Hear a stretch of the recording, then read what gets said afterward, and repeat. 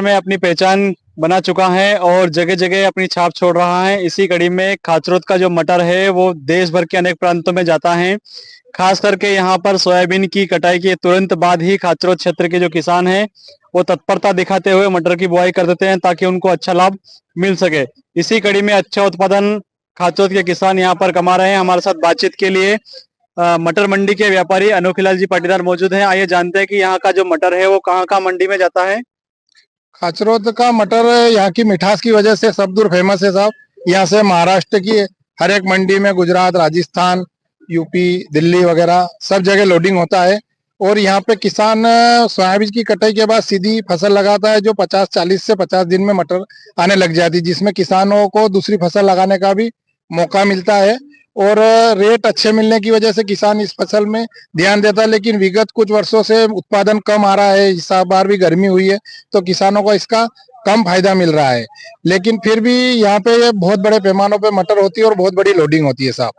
अच्छा, यहाँ खाचरोद में कौन कौन सी वैरायटी की मटर फली अक्सर बोई जाती है? हाँ, यहाँ पे PSM3, AP3, गोल्डन और ऐसे अन्य फसलें बहुत लगाई जाती है मटर की, जो समय समय पे आगे पीछे आती है। AP3 जो है 50 दिन में आ जाती है, पेंसिल हमारी 60-70 दिन में आती है, कोई 75 दिन वाली आती है। इस तरीके की फसल है। बाजार में सबसे अधिक मांग किस फली की रहती है? नहीं, बटर फली की मांग तो सभी की रहती है, अच्छी क्वालिटी वाली, हल्की क्वालिटी वाली।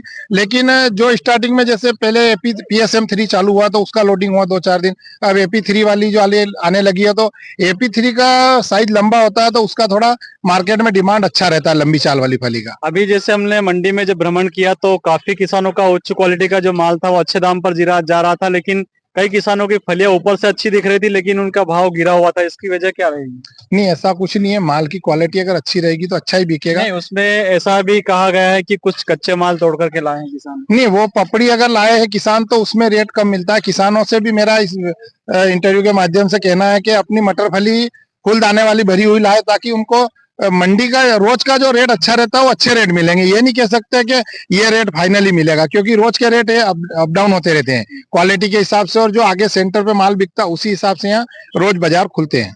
अभी शुरुआत हुई है, चूंकि इस साल मटर की सीजन की, तो शुरुआत में क्या भाव खुले थे? शुरुआत में शुरू दिन तो यहाँ क्वालिटी के हिसाब से माल आए थे तो 70 रुपए से 85 रुपए ऐसे कुछ बाजार खुले थे यहाँ।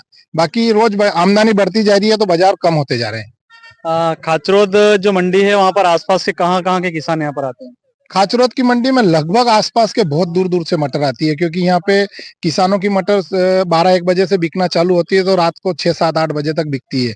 ज्यादा प्रेशर रहता है तो 10-10 बजे तक मटर मंडी चलती है। तो किसानों को जिस टाइम आता है, ये आसपास का किसान दिन में 2 बार 3 बार अपना माल जितना टूटता है उतना बेच जाता है और उस हिसाब से उसको रेट भी मिलता रहता है। लोडिंग जैसे जो फास्ट गाड़ियां रहती है तो रेट जल्दी ज्यादा मिलते हैं, शाम को फिर ताजे माल आते हैं तो उसके रेट अलग मिलते हैं। तो उस तरीके से बाजार चलते रहते हैं।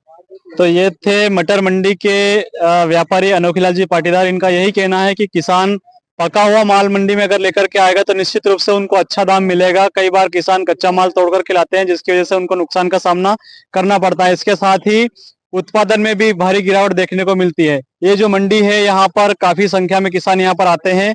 अब आवश्यकता है कि शासन प्रशासन को इस मंडी की ओर ध्यान देने की और यहाँ पर किसानों के लिए कोई उपयुक्त व्यवस्थाएं हो या व्यापारियों के लिए भी उपयुक्त व्यवस्था हो, ताकि आने वाले समय में किसी भी प्रकार की प्राकृतिक आपदा होने पर किसानों और व्यापारियों का नुकसान होने से बच सके।